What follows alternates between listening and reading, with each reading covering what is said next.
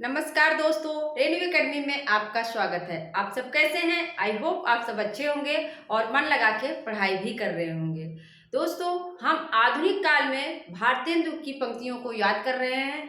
हमने प्रेमधन की पंक्तियों को एकदम आसान तरीके से याद किया था। अगर आप सब नए हैं इस चैनल पर तो आप वीडियोस में जाके देखेंगे। इसके पहले की जो वीडियो है उसमें हमने प्रेमधन की कविताओं को बहुत ही आसान तरीके से याद करवाया है। दोस्तों, पंक्तियों को याद करने में बहुत समस्या होती है, उसी को हम आसान करके याद कर रहे हैं। ये जो श्रृंखला है वो पंक्तियों की है, पंक्तियों के ऊपर है। रीतिकाल की पंक्तियों को हम याद कर चुके हैं, अब हम आधुनिक काल की पंक्तियों को याद करते हैं। ठीक है, आज जो है हमारे कौन है? प्रताप नारायण मिश्र। आप सभी को पता होगा कि भारतेंदु युग में पहले भारतेंदु आते हैं 1850 ईस्वी में। इसके बाद 1855 में प्रेमधन का जन्म होता है और तीसरे नंबर पर प्रताप नारायण मिश्र। इनका समय क्या है? 1856 ईस्वी। क्या है? 1856। और जन्म हुआ कहाँ था ये भी देख लीजिए। तो बैजे गांव उन्नाव। कहाँ है? बैजे गांव। देख लीजिए, ये सारी चीजें पूछ सकती है। बैजे गांव कहाँ पे? उन्नाव में इनका जन्म होता है। और एक चीज जो मोस्ट इम्पोर्टेंट है कि आचार्य रामचंद्र शुक्ल इनको क्या कहते हैं। आप सब जानते होंगे कि आचार्य रामचंद्र शुक्ल ने हिंदी का स्टील जो है वो बाल कृष्ण भट्ट को कहा है। और एडिशन किसको कहा? एडिशन किसको कहा है? तो प्रताप नारायण मिश्र को। किसको कहा है? एडिशन। प्रताप नारायण मिश्र को उन्होंने एडिशन नाम से संबोधित किया था। बाल मुकुंद गुप्त क्या कहते हैं? जो शिव शंभु चिट्ठे जिसने लिखा हुआ है, उन्होंने क्या कहा कि ये जो प्रताप नारायण मिश्र हैं ये दूसरे भारतेंदु हैं। क्या है? इन्हीं को आप दूसरे भारतेंदु के नाम से भी कह सकते हैं, दूसरे भारतेंदु। तो एग्जाम में दोस्तों पूछ सकता है कि भारतेंदु की प्रतिनिधि कवि कौन है या भारतेंदु दूसरे भारतेंदु कौन है? तो यही प्रताप नारायण मिश्र हैं। इस चीज को याद रखिएगा। और क्या है इनके बारे में जरूरी?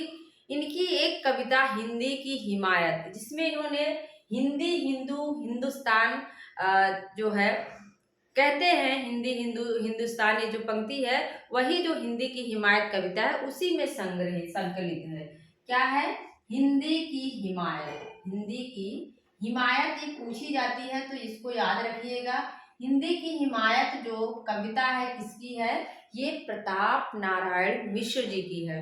इसके बाद दोस्तों इनकी बहुत सारी रचनाएं हैं और एक जो फेमस पूछा जाता है, बहुत प्रसिद्ध है कि ऐसे कौन से भारतेंदु कवि हैं जिन्होंने शकुंतला का रोल करने के लिए अपनी मूछ मुड़वाने के संबंध में अपने पिता से अनुमति ली थी।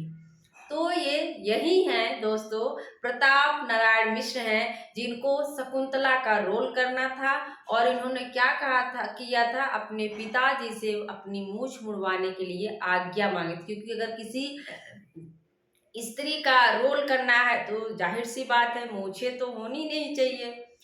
तो इन्होंने क्या किया, अपने पिताजी से आज्ञा मांगा मूछ मुड़वाने के लिए। तो मूछ वाला जो है जिक्र इन्हीं में आता है, याद रखिएगा। मूछ मुड़ाने की आज्ञा मांगते हैं, ठीक है, पिताजी से अपने मांगते हैं। और इनकी कुछ रचनाएं हैं जैसे मन की लहर और तृप्यंताम है, बुढ़ापा है। बुढ़ापा एक है, होली है इनकी रचना है, याद रखिएगा। होली है जो है किसकी है? तो प्रताप नारायण मिश्र जी की है। हिंदी की हिमायत, बुढ़ापा हो गई, तृप्यंताम, मन की लहर, ये सारी रचनाएं जो हैं इन्हीं की है, प्रताप नारायण मिश्र की। और एक जो प्रताप लहरी है, प्रताप लहरी जो है ये इनकी रचनाओं का संकलन है। क्या है? इनकी कविताओं का, प्रताप लहरी में इनकी कविताओं का संकलन है। एग्जाम में पूछ सकता है कि प्रताप लहरी में क्या है, तो इनकी जो कविताएं हैं उसी को संकलित करके प्रताप लहरी नाम से संबोधित किया गया है। अब हम देखेंगे पंक्तियों को। दोस्तों, हम पंक्तियों को तो याद कर ही रहे हैं, उसके साथ साथ जो भी कवि है, जो भी रचयिता है, उसके बारे में हम मोटी मोटी चीजें, इंपॉर्टेंट बातें जरूर देख लेते हैं। तो ये प्लस पॉइंट है आपके लिए। आप इस वीडियो को जरूर देखा करिए और अंत तक देखा करिए। इससे आपको जो है, जो भी ये 10-15 मिनट का वीडियो होता है, इसमें बहुत ही जानकारी मिल जाती है। तो आइए देखते हैं क्या है। पहली जो कविता है वेरी वेरी इंपॉर्टेंट है, आप जान ही रहे होंगे जो भी विद्यार्थी हैं। क्या है? चहु चहु साचौ निज कल्याण, चहु साचन निज कल्याण, तव सब मिल भारत संतान, जपो निरंतर एक जुबान, हिंदी हिंदू हिंदुस्तान। क्या है? ये हिंदी की हिमायत में संकलित कविता है, हिंदी हिंदू हिंदुस्तान। कभी कभी पूछ सकता है कि हिंदी हिंदी हिंदी हिंदू हिंदुस्तान वाली जो है ये पंक्ति किसने कहा है? तो प्रताप नारायण मिश्र ने कहा है। किस कविता में है? तो हिंदी की हिमायत में ये हिंदी की हिमायत की लाइन है। तो इसको याद कैसे रखेंगे? देखो, हिंदी हिंदू हिंदुस्तान, ये जो हिंदुस्तान वाले हैं ना, हिंदुस्तान मतलब भारत, तो भारत में कौन हिंदुस्तानी क्या है? प्रतापी है। क्या है? हमने प्रताप नारायण मिश्र को हमेशा प्रतापी याद करवाया। क्या है? ये बड़े प्रतापी हैं। प्रतापी मतलब कि वीर हैं, प्रतापी हैं, इनके पास सौर गुण संपन्न है। जैसे अभी आप देख रहे हैं कि हमारे नौजवान जो है युद्ध लड़ रहे हैं, तो वही क्या है, ये प्रताप नारायण मिश्र क्या है? प्रतापी हैं। तो हिंदी हिंदू हिंदुस्तान, हिंदी हिंदू हिंदुस्तान, हिंदी भी प्रतापी लोग ही बोलते हैं, हिंदू भी प्रतापी हैं, और हिंदुस्तान जो हमारा है वो भी प्रताप से भरा है ना। तो हिंदी हिंदू हिंदुस्तान किसका हो जाएगा? प्रताप नारायण मिश्र का। फिर इसके बाद वो तो सभी को याद होगी, लेकिन ये देखो, पढ़ कमाए कीनो कहाँ, हरे देश कलेश, हरे देश कलेश, जैसे कंता घर रहे, तैसे रहे विदेश। क्या है? पढ़ कमाए कीनो कहाँ, हरे देश कलेश, जैसे कंता घर रहे, तैसे रहे विदेश। मतलब विदेश जाने का इन्होंने क्या किया? विरोध किया है। अपने ही जो है घर पे, अपने ही देश में रहने की बात करते हैं। जैसे कंता घर रहे वैसे रहे विदेश। इसको हमने लिंक किया ना। देखो, जैसे कंता घर रहे, अगर कोई विदेश जाता तो क्या है? वो प्रतापी है। ऐसा हमारे समाज में मानसिकता ऐसी बनी हुई है कि जो बाहर जाता है वो बड़ा इंटेलिजेंट है, बहुत ही ज्यादा समझदार है, बड़ी बुद्धि है उसके पास। तो क्या है? जैसे कंता कर रहा है तैसे, तो तैसे रहे विदेश। विदेश में कौन जाएगा? प्रतापी लोग जाएंगे।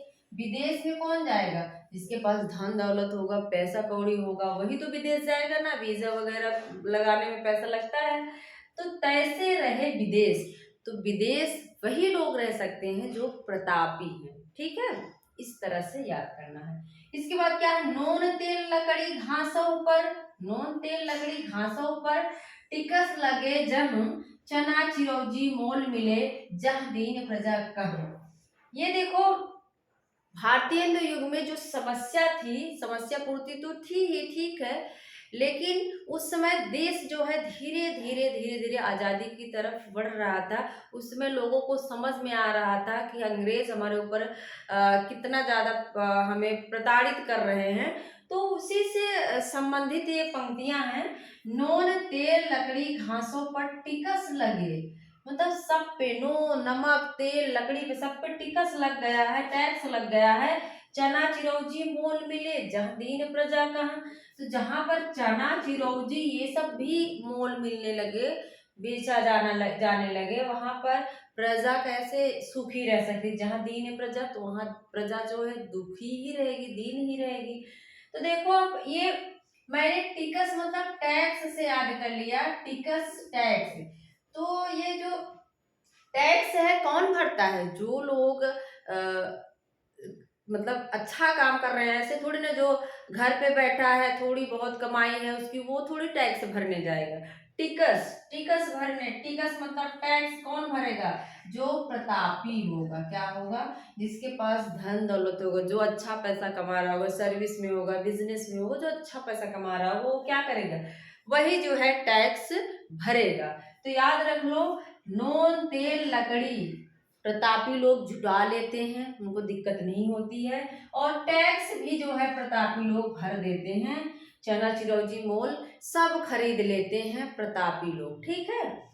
इसके बाद क्या है, अभी देखिए क्या दशा देश की हो, बदलता है रंग आसमां कैसे कैसे। ये सारी पंक्तियां कहीं ना कहीं बहुत कंफ्यूज करेंगी कि किसकी है।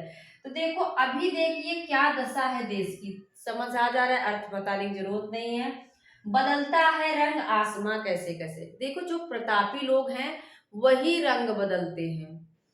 जो प्रतापी है क्या है, बदलता है रंग आसमां, कहते नहीं है, कौन कहता है आसमान में सुराख नहीं हो सकता, कौन कहता है आसमान में सुराख नहीं हो सकता, एक पत्थर तो तबीयत से उछालो यारो।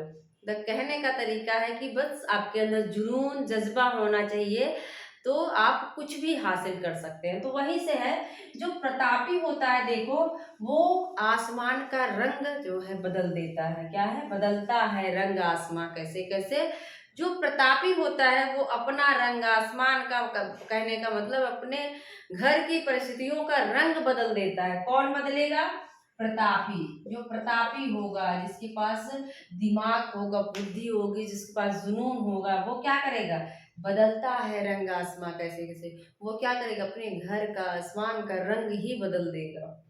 फिर क्या है, कौन करे जो नहीं कसकत, सुनी विपत्ति बाल विधवन की।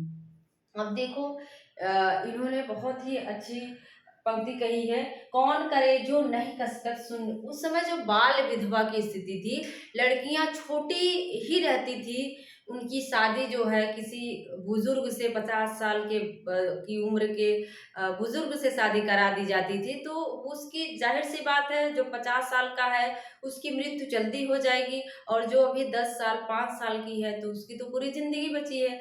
तो उस समय जो बाल विधवाएं होती थी, उसकी स्थिति का वर्णन इसमें इन्होंने बहुत बढ़िया से किया है। क्या कहते हैं कि कौन करे जो नहीं कसकर, सुन विपत्ति बाल विधवन की। देखो, जो प्रतापी होगा ना, वही बाल विधवाओं की या किसी की भी विपत्ति का अंदाजा वही लगा सकता है, जो प्रतापी होगा। प्रतापी का मतलब जिसके पास सारे गुण हैं, किसी कोई फीलिंग को समझने का गुण, कोई दुख है तो दुखी हो जाना, किसी कोई खुश है तो खुशी हो जाना, ये सारी चीजें।